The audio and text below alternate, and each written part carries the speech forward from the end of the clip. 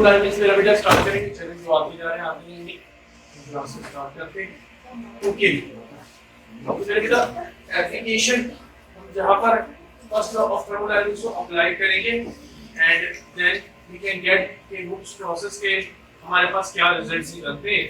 तो हमारे पास पहला एप्लीकेशन हम स्टार्ट करेंगे आइसो कोरिक प्रोसेस।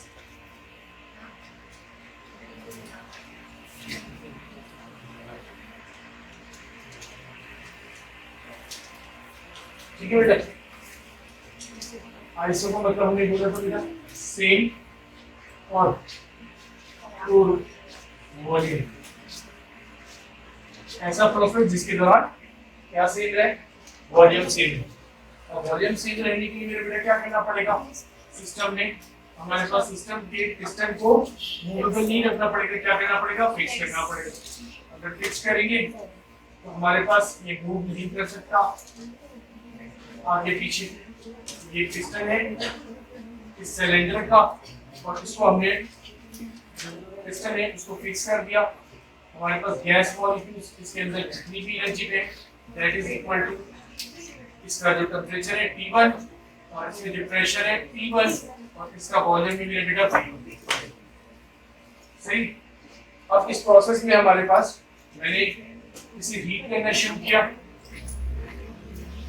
हीट करना शुरू करेंगे तो हीट एनर्जी इंटर हो रही है दैट इज डेल्टा क्यू जो हीट सप्लाई करते हैं। ठीक है, अब जब हीट सप्लाई करेंगे तो हमारे पास जब तक पिस्टन इस पोजीशन पे था तो इसका मतलब बाहर का प्रेशर और अंदर का प्रेशर बराबर था। लेकिन जब हमने इसमें एनर्जी इंटर की तो अब गैस की एनर्जी बढ़ रही है और गैस की मूवमेंट बढ़ रही है। अब क्या होगा, गैस की मूवमेंट बढ़ने से गैस की काइनेटिक एनर्जी बढ़ेगी और गैस की काइनेटिक एनर्जी बढ़ेगी तो गैस ज्यादा तेजी से कोलाइड करेगा किससे, वॉल ऑफ द कंटेनर से। तो वॉल से टकराएगा तो प्रेशर जनरेट करेगा। लेकिन अब हमारे इस केस में ये पिस्टन ऊपर नहीं मूव कर पाएगा क्योंकि हमने पिस्टन को कैसा किया हुआ, फिक्स किया हुआ। तो अब अंदर जितनी भी हम एनर्जी दे रहे हैं वो क्या कर रहा है, काइनेटिक एनर्जी में कन्वर्ट कर रहा है। लेकिन इस सिस्टम के अंदर कभी भी ये पिस्टन एक्सपेंड नहीं करेगा और वर्क नहीं हो पाएगा। दैट्स व्हाई हमारे पास क्या रहेगा मेरे बेटा, वॉल्यूम सेम रहेगा और यहाँ पर टेम्परेचर अंदर बढ़ता ही चला जाएगा। क्योंकि देखिए अगर हमारे पास एक्सपेंड सिस्टम अगर एक्सपेंड करता है तो हमारे पास क्या होता था मेरे बेटा, expansion is a cooling process. कौन सा प्रोसेस है, लेकिन यहाँ पर एक्सपेंशन हो ही नहीं रही तो सारी की सारी एनर्जी मेरे बच्चे यूटिलाइज हो रही है। तो हमारे पास यहाँ पर एनर्जी टेम्परेचर बढ़ जाएगी T2 और मेरे बेटा पिस्टन का प्रेशर भी बढ़ जाएगा that is equal to P2 और मेरे बेटा वॉल्यूम कैसा रहेगा, V1। वॉल्यूम चेंज नहीं होगा because of isochoric process, volume same रहेगा, फिक्स कर दिया हमने पिस्टन को। तो अब वॉल्यूम इंक्रीज नहीं हो रहा, तो वॉल्यूम इंक्रीज नहीं हो रहा तो हमारे पास क्या होगा मेरे बेटा, अगर वॉल्यूम इंक्रीज नहीं हो रहा तो हमने एक इक्वेशन पढ़ी है that is equal to delta W is equal to P delta V, है ना। और इस केस में मेरे बेटा डेल्टा V की V1 और V2 आपस में बराबर है, इसका मतलब ये होगा delta V is equal to कितना होगा, 0। ठीक है, डेल्टा V कितना होगा, क्योंकि मेरे बेटा डेल्टा V किसके बराबर होता है, V2 minus final volume minus final की वैल्यू और इनिशियल की वैल्यू दोनों बराबर है। इसी में से क्या हो रहा है, वॉल्यूम 0। और अगर चेंज इन वॉल्यूम 0 है मेरा बेटा तो वर्क भी कितना हो जाएगा, यहाँ पर वर्क भी कितना हो गया, 0। आइसोकोरिक प्रोसेस के दौरान सिस्टम वर्क ही नहीं कर रहा, सिस्टम एक्सपेंड ही नहीं कर रहा, तो सिस्टम एक्सपेंड नहीं करेगा मेरे बेटा तो वर्क कितना हो जाएगा, 0 हो जाएगा। अब वर्क 0 हो गया तो अगर हम यहाँ पर डेफिनेशन देखें, प्रोसेस in which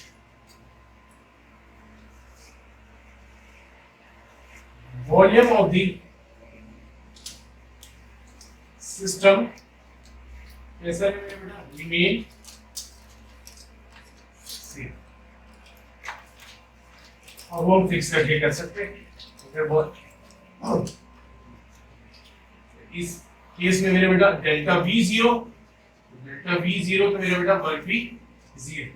जब हम अप्लाई करेंगे first law of thermodynamics apply करेंगे तो apply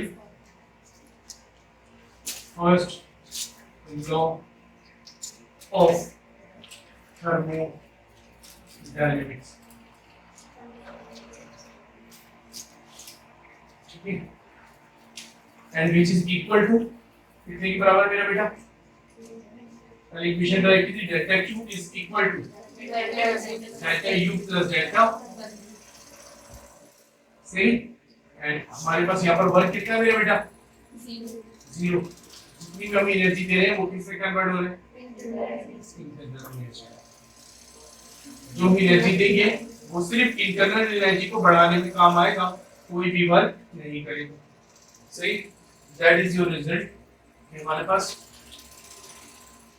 all energy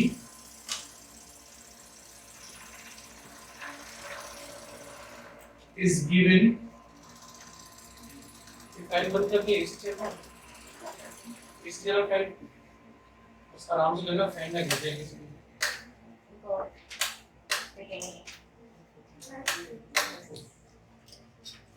all energy is given to system, क्या होता है मेरा बेटा? convert into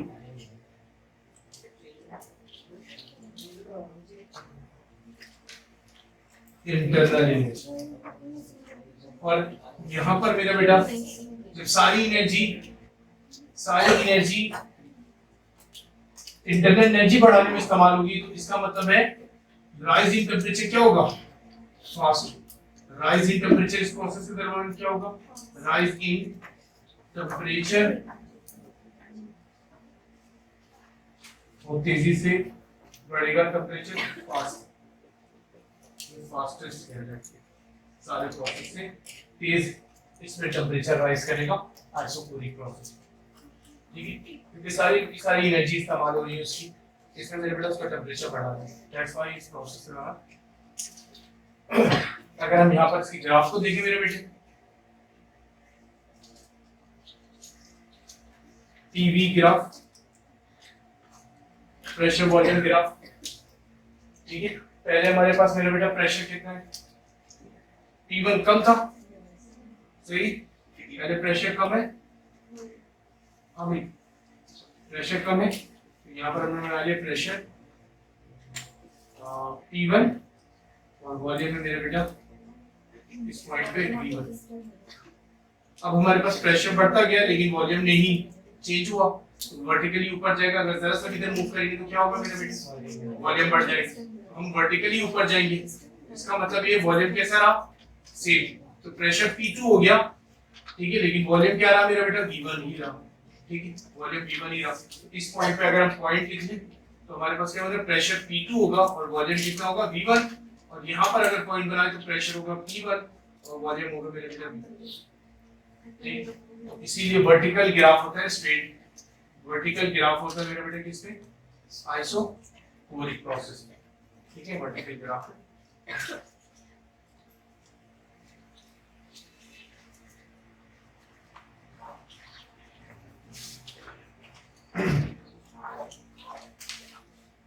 isobaric process. अगर कोई कंफ्यूजन होगी मेरा बेटा बोलते रहना बीच बीच।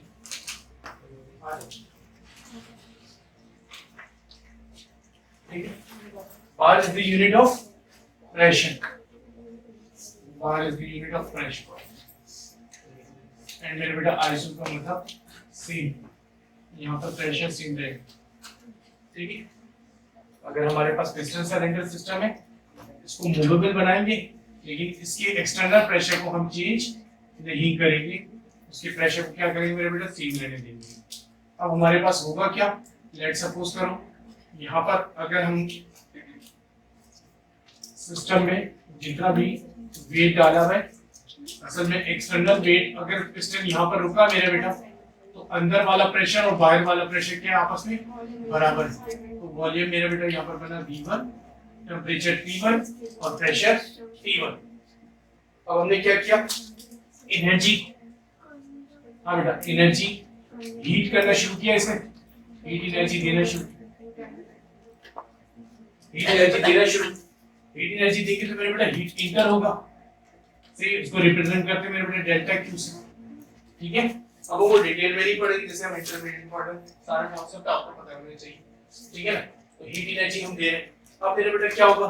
यहाँ पर क्योंकि अब हम एनर्जी देंगे अंदर, काइनेटिक एनर्जी गैस क्या होगी, बढ़ते जाएगी, काइनेटिक एनर्जी गैस मॉलिक्यूल्स की बढ़ेगी, तो मेरे बेटा क्या होगा, अंदर का प्रेशर बढ़ जाएगा, जबकि बाहर वाला लोड कैसा है, सेम है, वो तो नहीं हो रहा, अंदर वाला जब प्रेशर बढ़ेगा तो फ्रीक्वेंसी ऑफ कोलिजन बढ़ रही।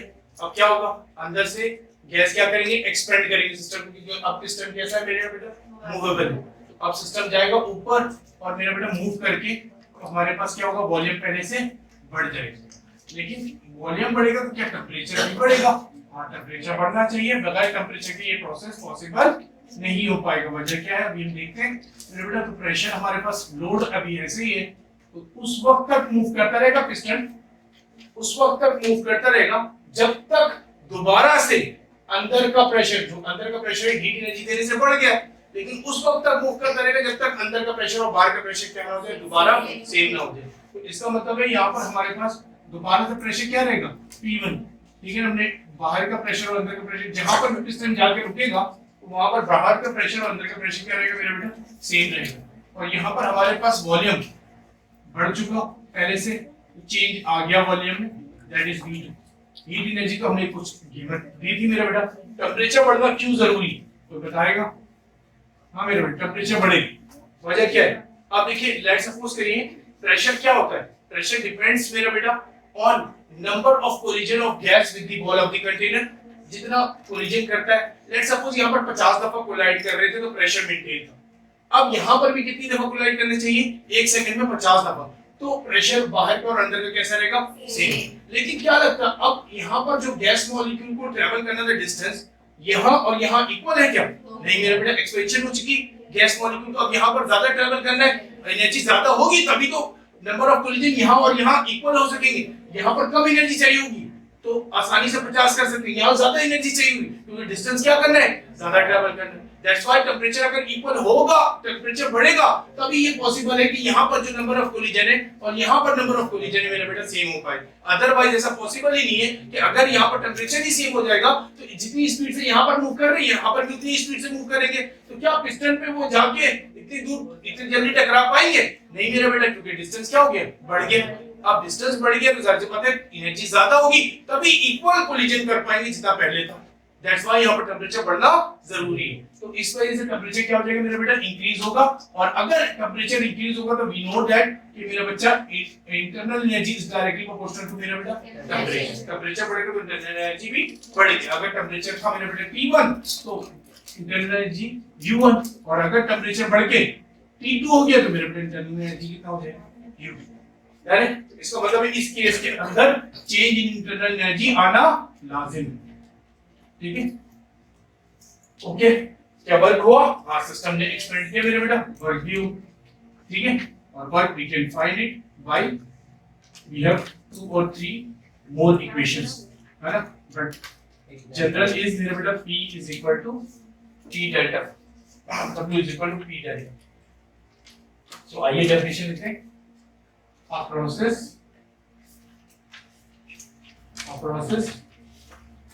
during which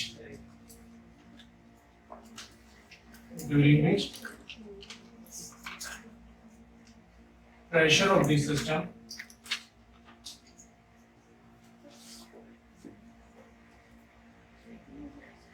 remain कैसा है मेरे बेटे,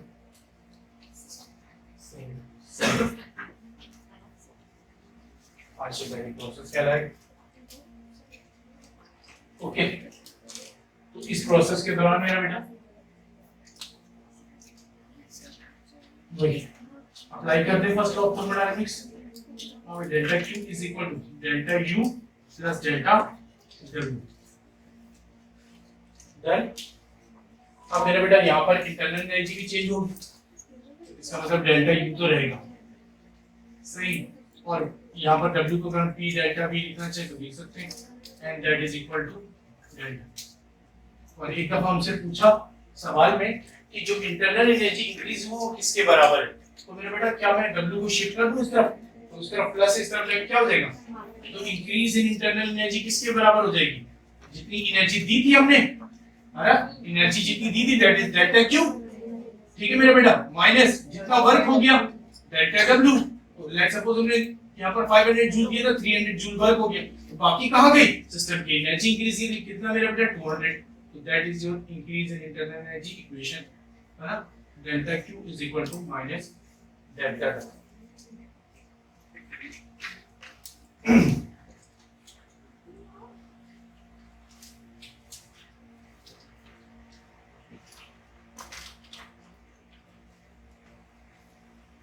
प्रेशर एंड वॉल्यूम, अभी प्रेशर पहले कम था, अभी पहले प्रेशर कम था, यस ज्यादा था, दोनों में सेम था, सेम था। तो हमारे पास प्रेशर मेरे बेटा मैंने लेट्स सपोज यहाँ पर ले लिया, तो ये हमारे पास आ गया प्रेशर, यहाँ पर इस पॉइंट को मैंने परपेंडिकुलर ड्रॉ करके यहाँ से प्रेशर निकाल दिया, कि कोई भी पॉइंट मिल जाए परपेंडिकुलर ड्रॉ कर लेंगे, तो ये प्रेशर 1 P1 और मेरे बेटा ये वॉल्यूम V1। लेकिन जब प्रोसेस हुआ तो प्रेशर सेम रहा, अगर जरा सा भी वर्टिकल ऊपर जाएंगे तो प्रेशर बढ़ जाएगा, हमें कहाँ जाना पड़ेगा मेरे बेटा, अब इस पॉइंट पे पहुंचेंगे मेरे बेटा, और ये हमारे पास यहाँ पर वॉल्यूम हो जाएगा V2, वॉल्यूम बढ़ चुका पहले से, लेकिन प्रेशर कैसा रहा, सेम रहा। तो अगर हम पॉइंट्स में लिखें तो क्या बनेगा मेरे बेटा, यहाँ पर बनेगा P1 V1 और यहाँ पर क्या बनेगा P1 V2।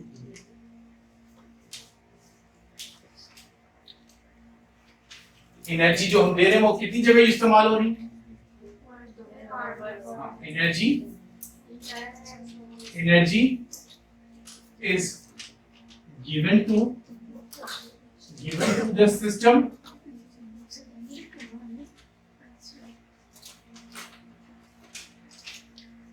is utilized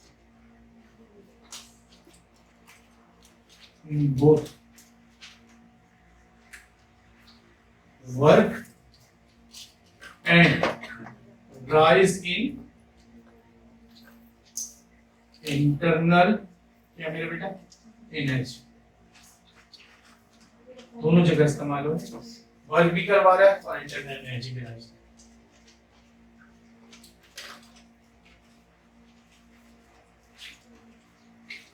isothermal process,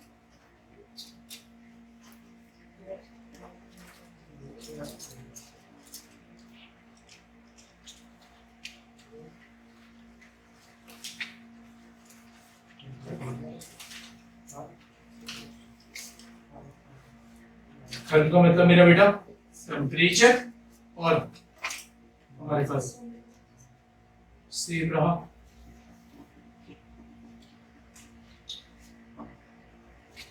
अगर हम इस प्रोसेस के दौरान देखें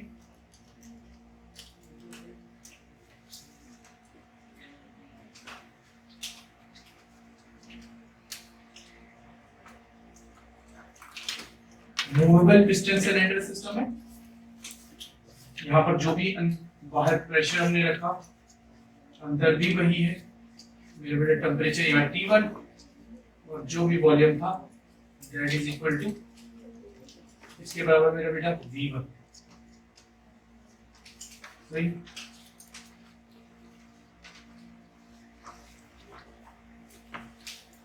अगर हम देखें मेरा बेटा यहाँ पर हीट एनर्जी देंगे,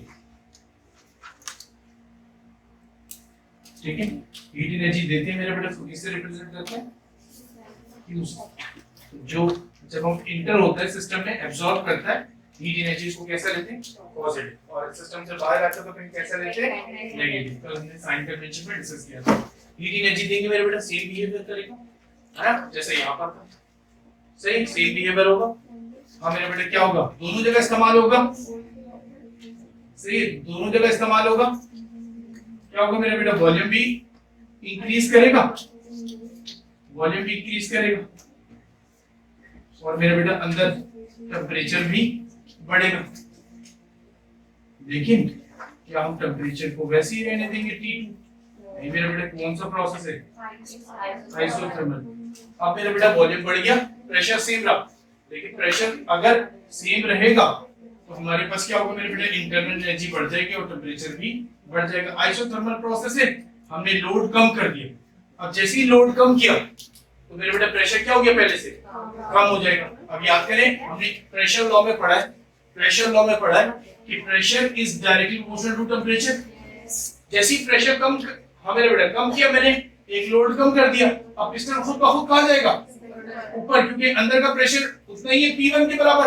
अब बाहर प्रेशर कम हो चुका तो पिस्टन को कहाँ लेके जाएगा ये सिस्टम ऊपर। अब ये एक्सपेंशन होती रहेगी, तब तक एक्सपेंशन करवाते रहना में जब तक टेंपरेचर मेरा बेटा कितना ना हो जाए दोबारा से T1। सही, इसका मतलब है इसके इस प्रोसेस के मुकाबले में यहाँ पर ज्यादा वर्क हो रहा है, क्योंकि मेरा बेटा सिस्टम फर्दर मोर एक्सपेंड कर रहा है due to decrease in pressure. तो मेरा बेटा प्रेशर कम हो चुका है, यहाँ पर कितना हो चुका है मेरा बेटा P2, ठीक है, वॉल्यूम बढ़ चुका है, यहाँ तक नहीं, अब यहाँ बढ़ गया V2, ठीक है। टेम्परेचर कैसा रहा मेरे बेटा सेम, ठीक है। तो हमारे पास अगर टेम्परेचर सेम रहा तो हमारे पास कौन सा प्रोसेस है आइसोथर्मल। तो प्रोसेस इन विच क्या होगा मेरे बेटा, in which volume,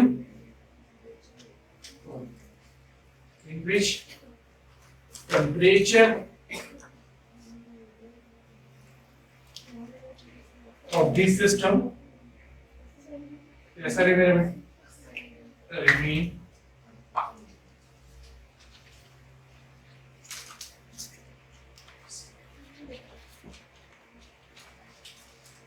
okay.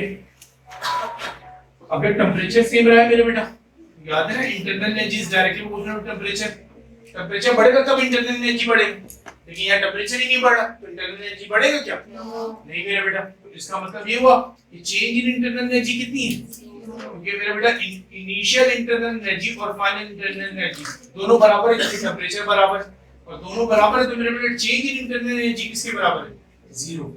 Change बराबर है जीरो के, इंटरनल एनर्जी जीरो के बराबर है, चेंज बराबर है जीरो, तो इनिशियल और फाइनल की वैल्यू बराबर है, दैट्स व्हाई हमारे पास चेंज कितना है मेरा बेटा, जीरो। अगर हम इसे इक्वेशन में अप्लाई कर दें, delta U is equal to 0, तो फर्स्ट लॉ ऑफ थर्मोडायनामिक्स हमारे पास क्या है मेरे बेटे, delta Q is equal delta U plus delta W, and delta U कितना है मेरा बेटा इस केस के अंदर, 0, आइसोथर्मल प्रोसेस के अंदर डेल्टा U 0 है, डेल्टा W एंड जितनी एनर्जी हम दे रहे हैं वो सारा का सारा कहां जा रहा है मेरे बेटा वर्क। इसका मतलब है कि हम जितनी एनर्जी देंगे वो सारा का सारा वर्क में जाएगा। तो मैक्सिमम वर्क कौन से प्रोसेस में होता है मेरा बेटा, आइसोथर्मल, ठीक है। तो मैक्सिमम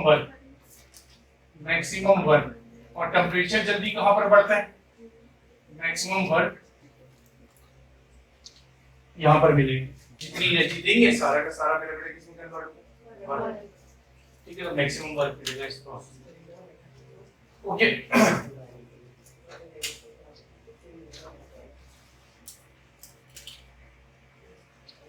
ऑल गिवन एनर्जी किसमें कन्वर्ट होगा, इज कन्वर्टेड हाँ मेरा बेटा इनटू, किसमें मेरा बेटा,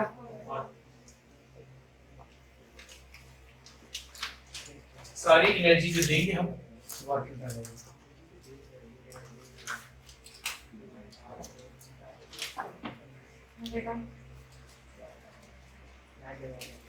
आखिरी प्रोसेस पे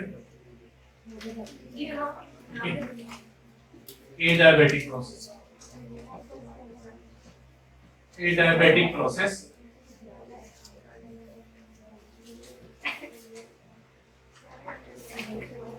अब मेरे बेटे क्या करते हैं, वैसे तो हम जब भी पिस्टन सिलेंडर सिस्टम कंसीडर करते हैं ना मेरे बेटा, तो हम कंसीडर करते हैं कि इसका वॉल सिलेंडर का वॉल और पिस्टन दोनों कैसा है, इंसुलेटेड, कैसा है, इंसुलेटेड, ठीक है ना, इंसुलेटेड है। तो अगर मैं बेस को भी क्या कर दूं, इंसुलेटेड कर दूं, तो इसका मतलब होगा सिस्टम चारों तरफ से कैसा हो जाएगा, इंसुलेटेड। और जब सिस्टम इंसुलेटेड होगा तो हम हीट ना अंदर कर सकते ना ही बाहर, तो इसका मतलब कोई भी हीट अंदर नहीं जाएगी। तो मेरे बेटा हीट कंडक्ट कहां से होता है, बेस, ठीक है ना। वॉल और पिस्टन ऑलरेडी क्या होता है, इंसुलेटेड होता है, तो हीट कहां से कंडक्ट होता है, बेस। लेकिन अगर बेस को भी हम इंसुलेटेड बना दे तो ना कोई हीट अंदर जाएगी ना ही बाहर आएगी। तो अब मेरे बेटा अगर ऐसा प्रोसेस है जिसमें हमारे पास कोई हीट ना अंदर आएगी ना बाहर जाएगी, तो अब इसमें वर्क कैसे होगा मेरा बेटा,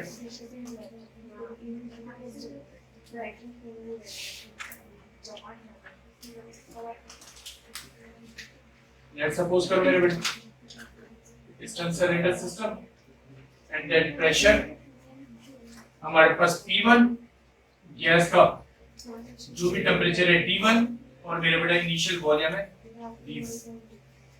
सही।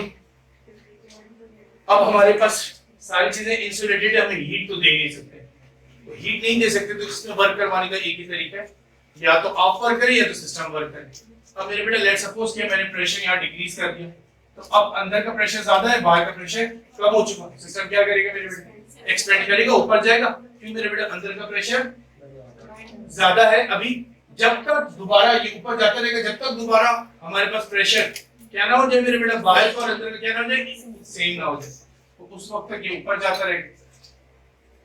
अब मेरे बेटा कुछ देर में हमारे पास एक्सपेंशन होगी यहाँ पर, और सिस्टम यहाँ पर प्रेशर कम कर दिया, that is equal to P2। अब मेरे बेटा अगर हीट एनर्जी अंदर नहीं आई, वॉल्यूम हो गया V2 और टेम्परेचर कम हो जाएगा ज्यादा हो जाएगी, हमें कम हो जाएगा ज्यादा हो जाएगी, कम हो जाएगा, क्योंकि मेरे बेटा एक्सपेंशन हो रही ना, हीट एनर्जी तो मिल नहीं रही, तो अंदर जब भी एक्सपेंशन होगी मेरे बेटा, expansion is a cooling process.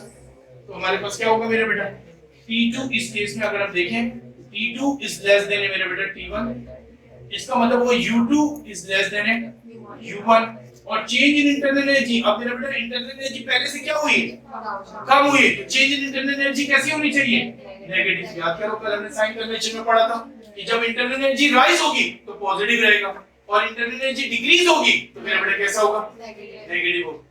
ठीक है ना। तो एक ऐसा प्रोसेस जिसमें हीट एनर्जी ना ही अंदर आ सकती ना ही बाहर जा सकती, लेकिन मेरे बेटा यहाँ पर वर्क किसके बेसिस पे हो रहा है कि आपकी इंटरनल एनर्जी पहले से क्या हो जाएगी, कम। तो मेरे बेटा इसका मतलब इन द एक्सपेंस ऑफ, आप खर्च करेंगे, किसको खर्च करेंगे मेरे बेटा, इंटरनल एनर्जी को, तो मेरा बेटा क्या होगा, वर्क। अदरवाइज अगर आपने इंटरनल एनर्जी खर्च नहीं किया तो वर्क होना पॉसिबल नहीं। ठीक है। A process in which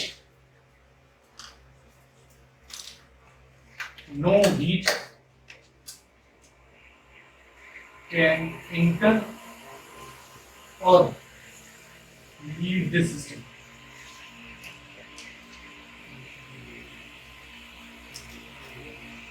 ना ही कोई हीट अंदर आ सकता है ना ही बाहर जा सकता है मेरे बेटा। तो अगर कोई हीट अंदर भी नहीं आ सकता, बाहर भी नहीं जा सकता, तो मेरे बेटा डेल्टा क्यू कितना है, जी। अरे सप्लाई नहीं कर सकते हम, जो हीट सप्लाई करते हैं that is equal to delta Q, और हम सप्लाई नहीं कर पा रहे, डेल्टा क्यू कितना हो गया मेरे बेटा, ये क्योंकि इंसुलेटेड सिस्टम है, ठीक है ना, ये आइसोलेटेड सिस्टम है। ठीक है। अब हमारे पास मेरा बेटा अगर मैं first law of thermodynamics apply करूं, delta U is equal to delta W आ जाएगा। ठीक है मेरा बेटा, और क्यों हमने सप्लाई नहीं किया तो क्यू की वैल्यू कितनी है, delta U is equal to कितना हुआ मेरा बेटा, delta U plus delta W। मेरा बेटा डेल्टा U प्लस का दूसरी तरफ भेज दूं, तो मेरा बेटा ये बात सेटिस्फाई हो रही ना कि आपकी इंटरनल एनर्जी खर्च होगी तो वर्क होगा, तो वर्क पॉजिटिव आ रहा है, वर्क पॉजिटिव आ रहा है, लेकिन डेल्टा U कैसा है मेरे बेटा, तो इससे पता चल रहा है वर्क सिस्टम कर रहा है, लेकिन क्या खर्च करके, मेरे बेटा इंटरनल एनर्जी लॉस हो रही, दैट्स व्हाई ये नेगेटिव आ रहा है। सही है। और वर्क कैसा आ रहा है, पॉजिटिव। कौन वर्क कर रहा है, सिस्टम वर्क, सिस्टम वर्क कर रहा है, सिस्टम वर्क करेगा लेकिन अपनी इंटरनल एनर्जी को लॉस करेगा। ध्यान है, क्लियर है मेरे बेटा, कोई कंफ्यूजन नहीं। ओके, ग्राफ देखिए, वहां पर हमने ग्राफ लिखा डिस्कशन में चल रहे हैं, आइसोथर्मल में भी देखना और डायनामिक में भी दोनों फर्क भी पता चल जाएगा।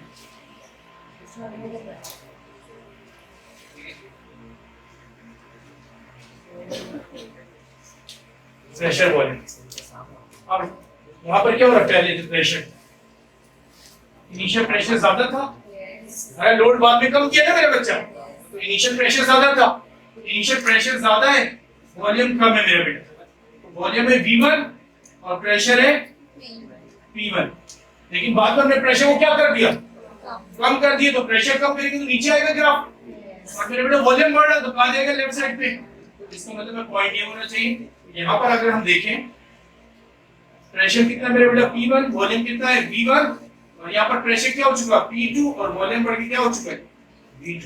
प्रेशर और वॉल्यूम दोनों चेंज। लेकिन यहाँ पर मेरे बेटा एक मसला है कि वहां पर अगर हम प्रेशर कम कर रहे थे, जब हम यहाँ पर प्रेशर कम कर रहे थे तो वॉल्यूम बढ़ तो रहा था, लेकिन इसके साथ साथ हम क्या दे रहे थे मेरे बेटे? Heat energy. तो यहाँ पर जो एनर्जी डिक्रीज हो रहा है वो फास्ट नहीं होगा, यहाँ पर ज्यादा फास्ट होगा, क्योंकि इंटरनल एनर्जी डिक्रीज हो रही है लेकिन कोई एनर्जी मिल नहीं रहा। ठीक है, दैट्स व्हाई हमारे पास ये ग्राफ थोड़ा ज्यादा स्लांटेड होता है नीचे की तरफ। ठीक है, बहुत तेजी से नीचे आता है। कौन से प्रोसेस में मेरा बेटा? एडायरेक्ट प्रोसेस।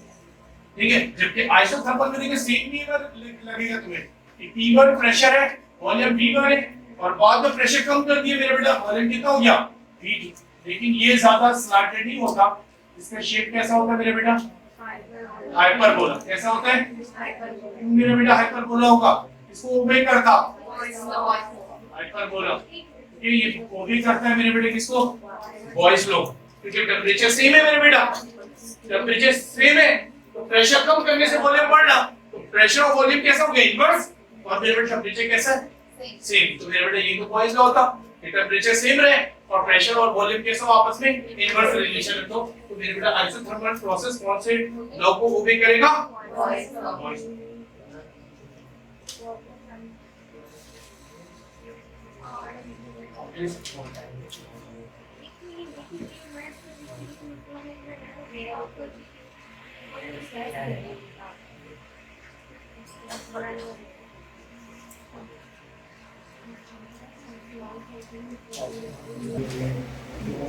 हाँ भाई बताइए सर, जल्दी जल्दी बताते हैं।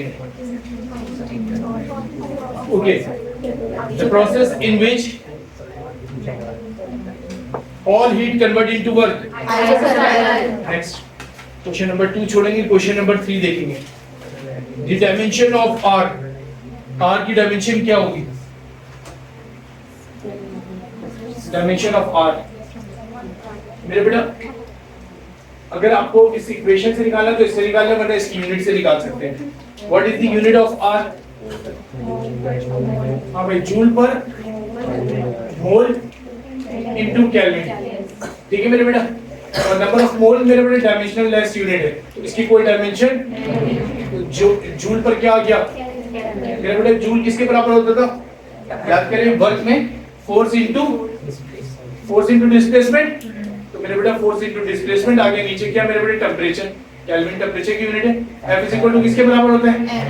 ma into d upon temperature T। सही मेरे बेटा। अच्छा, अब यहां से देखें, हाँ भाई, मास की डायमेंशन कैपिटल M, एक्सेलरेशन की डायमेंशन, हाँ भाई ये यूनिट लिखना चाहते हो लिख लो। मास की यूनिट kg, एक्सेलरेशन की unit metre per second square मेरा बेटा। हाँ, उसके बाद डिस्प्लेसमेंट की unit metre divide by temperature की यूनिट केल्विन। अब मेरे बेटा हमारे पास मास की डायमेंशन क्या होती है? कैपिटल M, मीटर की dimension length metre into metre L square. मेरे बेटा नीचे क्या आ गया? T square. टेंपरेचर का मेरे बेटा केल्विन का के आता है, टेंपरेचर की डायमेंशन के। ठीक है मेरे बेटा, अब दोनों को नीचे ले जाएंगे ऊपर, M into L square T inverse square K inverse. That is the unit of dimension of R।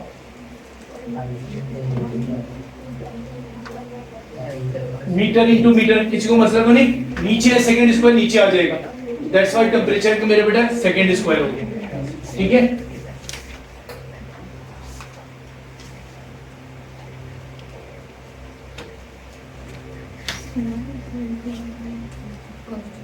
Option है ये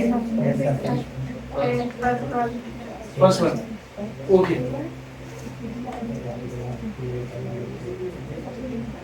क्वेश्चन नंबर 4 देखिए। क्वेश्चन नंबर 4, आंसर बताइए।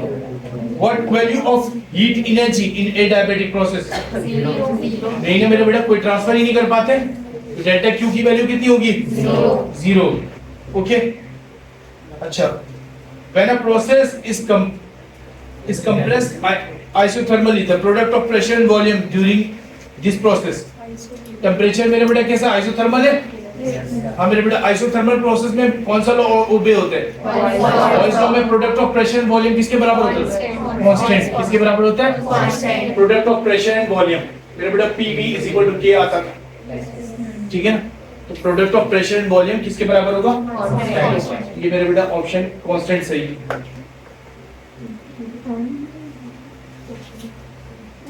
ओके 2022 में एमडीकेट में आया, ठीक है। चलें आगे। क्वेश्चन नंबर जो अटेम्प्ट कर सकते हैं वो हम अटेम्प्ट करते जाएंगे, वरना आगे अटेम्प्ट करेंगे इसको। अब thermodynamics is the branch of relation between heat and mechanical energy, chemical and mechanical energy, heat and ionization energy और kinetic and potential energy। heat and mechanical energy सही, ओके। हाँ मेरे बेटा अगला question, question number 7। In the first law of thermodynamics में be written as, ऐसे लिख सकते हैं, ठीक है ना, where U is increase internal energy of this system, delta Q is the heat transfer to the system, work is the external work, W is the external work done on this system. Which of the following case for isothermal expansion for an ideal gas, कौन सा इसमें से relation सही होगा for isothermal expansion for of an ideal gas? हाँ मेरे बेटा, isothermal में क्या चेंज नहीं होता? टेम्परेचर चेंज नहीं होता। टेम्परेचर चेंज नहीं होगा तो इंटरनल एनर्जी चेंज होगी? नो। मेरे बेटा चेंज इन इंटरनल एनर्जी कितना होगा? 0। ऑप्शन नंबर कौन सा सही? सी। क्वेश्चन नंबर 8 ऑलरेडी कर चुके हैं हम। आइए क्वेश्चन नंबर 10 भी छोड़ेंगे, आगे चल क्वेश्चन नंबर 11 देखेंगे, ठीक है। A system absorbs 2000 joule of heat and delivers कितना मेरा बेटा? 1200 joule of work while losing कितना हीट जाया कर दिया उसने? 200। तो बताइए एक चेंज इन इंटरनल एनर्जी कितना होगा? 600 आएगा ना मेरे बेटा। 2000 में से कितना जाया कर दिया? है ना, हीट सप्लाई कितनी हुई थी मेरे बेटा? सप्लाई हीट हुआ था 2000, इसमें से लॉस हो गया मेरे बेटा, जाया हो गया कितना? 200। बचा कितना? 1800। कितना इसमें से वर्क हो गया मेरे बेटा? याद है ना, internal energy is equal to delta Q minus delta E में था। अब मेरे बेटा 1800 माइनस डेल्टा W, वर्क कितना है? 1200। तो मेरे बेटा 1812 माइनस किया 600। तो ऑप्शन नंबर बी सही।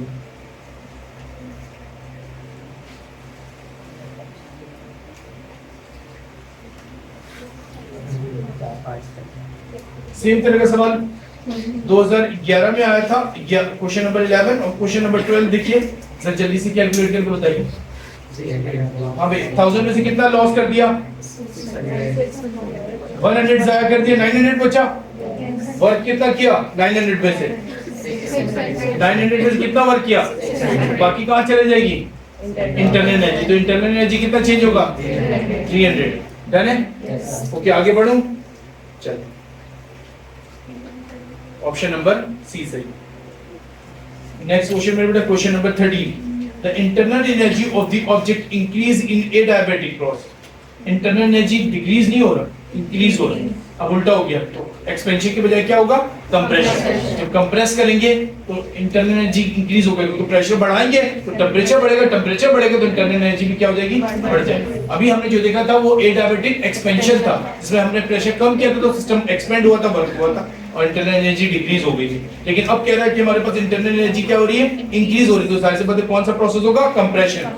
Which of the following must be true regarding this process? इनमें से कौन सी चीज ट्रू होनी चाहिए इस प्रोसेस के लिए? Kinetic energy of the system is changing, potential energy of the system is changing, work is done on the system, heat flow into the system, no work done on this system।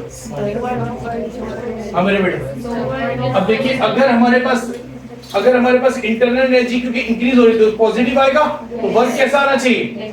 तो अगर work negative आएगा तो work done क्या होगा मेरे बेटा? Work done on this system होगा। Last time जब हम देख रहे थे तो मेरे बेटा क्या था? डेल्टा U नेगेटिव था, तो नेगेटिव था तो इसका मतलब इंटरनल एनर्जी लॉस हुई थी, और work done by the system का पॉजिटिव था। Work done by this system ने वर्क किया था। अब इंटरनल एनर्जी क्योंकि उसने सवाल में बोल दिया इंक्रीज हो रहा है, तो इंक्रीज होगा तो वो पॉजिटिव होगा। अगर वो साइड पॉजिटिव होगी तो ये साइड क्या होनी चाहिए, और ये साइड नेगेटिव है तो वर्क है, तो वर्क डन कौन करेगा, सिस्टम नहीं करेगा, वर्क डन सिस्टम पे किया जाएगा, तो work done on this system से। ओके सर काइनेटिक एनर्जी तो चेंज हो रही है, काइनेटिक एनर्जी तो चेंज हो रही है, काइनेटिक एनर्जी चेंज होगी, लेकिन इंक्रीज हो रही है डिक्रीज हो रही है, एक्सप्लेन कर रहा है। डिक्रीज भी हो सकती है, इंक्रीज भी, मगर इंक्रीज होगी क्योंकि टेम्परेचर बढ़ेगा। तो आपको करेक्टली क्या समझ आता है, ओके डन, ओके। बात आप कंफ्यूज नहीं होगा, जो एक्चुअल डेफिनेशन आती है, जो हमारे पास एक्चुअल डेफिनेशन आती है स्टेटमेंट से, वो करेक्ट कीजिएगा। तो दो ऑप्शन आपको सही लगते हैं, काइनेटिक एनर्जी पॉसिबल है, ठीक है, इंक्रीज होगा काइनेटिक एनर्जी, चेंज भी होगा, ठीक है, क्योंकि टेम्परेचर इंक्रीज हो रहा है, इंटरनल एनर्जी इंक्रीज होगी, काइनेटिक एनर्जी इंक्रीज होगी।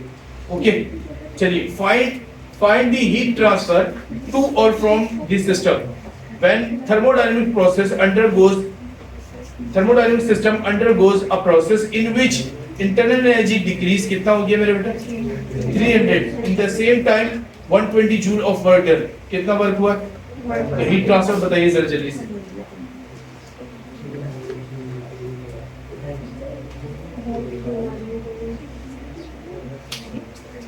मेरे बेटा वर्क डन किस पे हुआ, work done on this system है, तो मेरे बेटा डेल्टा डब्ल्यू कैसा होगा, माइनस का होगा, work done on this system है। और मेरे बेटा हमारे पास कौन सा पढ़ रहा हूँ, अच्छा हमारे पास और वर्क, और मेरे बेटा इंटरनल एनर्जी क्या हो रही है, डिक्रीज हो रही है, तो डेल्टा यू भी कैसा होगा, नेगेटिव लेंगे ना, तो 300 माइनस, तो डेल्टा क्यू कितना होना चाहिए, ये भी माइनस का मेरा बेटा 120 भी प्लस माइनस का 300 भी कितना हो जाएगा, माइनस का। तो क्या इसका मतलब क्या हुआ है, कोई बता सकता है? हाँ मेरा बेटा, हीट एब्जॉर्ब किया सिस्टम ने, क्या क्या किया है सिस्टम ने, हीट रिलीज किया। तो ऑप्शन नंबर डी से, ठीक है, ऑप्शन नंबर डी से। all the heat supplied to the system is converted into work, isothermal, done, okay। आ गए सर आ गए सर, आ चुके हैं, ओके। कुछ क्वेश्चंस हैं, ठीक है मेरे बेटा, तो मेरा ख्याल है मैं इसको अपलोड करूं, आप लोग सॉल्व करें, ठीक है। तो वी हैव अ ग्रुप, तो वी नीड टू डिस्कस, मतलब आप लोग ग्रुप में कोई भी सवाल होगा आप लोग डिस्कस कर सकते हैं, तो ये इंशाल्लाह अभी मैं अपलोड कर दूंगा सारा, आपके पास आप फिजिकली सॉल्व करके कर सकते हैं। तो साथ साथ कोशिश कीजिएगा सॉल्व भी करते रहें, जो चीज़ साथ साथ अपलोड कर रहा हूँ, ठीक है। तो उस लेक्चर के साथ साथ आप क्या करते रहें, सॉल्व करते रहें, ताकि आपको नेक्स्ट क्लास में जब आगे जाते रहेंगे तो आपको प्रॉब्लम नहीं होगी जब टेस्ट शुरू होगा, और किसी की चीज़ों को सॉल्व करना कि ऐसा नहीं है 2000 MCQ में आप कैसे सॉल्व करते हो, आपको ऑलरेडी सॉल्व होगा, तो सोल्यूशन सिर्फ देखना होगा, आपको बताना होगा। कोशिश करें जब सोल्यूशन बना रहे हैं इसकी प्रॉपर एक कॉपी बनाएं, ठीक है, प्रॉपर कॉपी बनाएं, जिस दिन डेट पे कर रहे हैं सॉल्व उस डेट पे बनाएं, और उसके हिसाब से क्वेश्चन को प्रैक्टिस करें, ताकि कुछ क्वेश्चन अगर डिफिकल्ट है तो आपके पास सॉल्यूशन आपके पास रिटर्न है। ऐसा ना हो कि जो 2 महीने बाद आप देखें तो फिर पूरी चीज रिवाइज करने पड़े, कैसे हुआ था, कहाँ से हुआ था, लेक्चर देख लूँ, निकाल लूँ, ठीक है ना। तो अपने टाइम को सेव करने के लिए आपने क्या करना है, एक कॉपी प्रॉपर बनानी है, ऐसा प्रैक्टिस तो करनी ही करना है, तो एक तरीके से प्रैक्टिस करें ताकि आपके पास एक अपने पास अपना सॉल्यूशन आपके पास मौजूद, ठीक है, आपने जिस तरीके से सॉल्व किया। ठीक है मेरे बेटा, मिलते हैं नेक्स्ट क्लास में, अल्लाह हाफिज़। इंग्लिश पढ़, ठीक है।